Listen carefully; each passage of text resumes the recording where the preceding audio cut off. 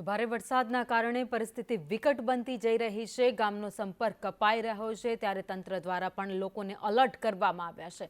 અને વાત હવે દ્વારકાની કરીએ, જ્યાં કલ્યાણપુર તાલુકામાં વરસાદ નોંધાયો છે। કલ્યાણપુરના રાવલ ગામમાં ભારે વરસાદ વરસ્યો। ધોધમાર વરસાદથી રસ્તાઓ પર પાણી ફરી વળ્યા છે। વરસાદના આગમનથી ખેડૂતોમાં ખુશી જોવા મળી રહી છે।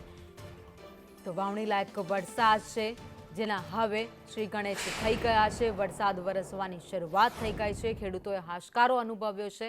તો દ્વારકાના કલ્યાણપુરના દ્રશ્યો જોઈ રહ્યા છો, જ્યાં સવારે વાદળછાયું વાતાવરણ અને ત્યારબાદ રાવલ ગામમાં મેઘરાજાનું આગમન થયું હતું।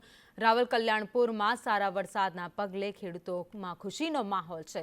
તો કલ્યાણપુર તાલુકાના ગ્રામ્ય વિસ્તારોમાં સારા વરસાદને કારણે રસ્તાઓ પર અત્યારે પાણી વહી રહ્યા છે।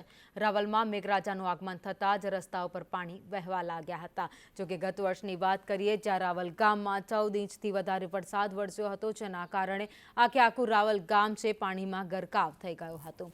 વધુ અપડેટ સાથે સંવાદદાતા અનિલ લાલ અમારી સાથે જોડાઈ ગયા છે। અનિલ, રાવલ ગામમાં વરસાદની શરૂઆત થઈ, રસ્તાઓ પર પાણી વહેતા થયા, ખેડૂતોમાં ખુશી।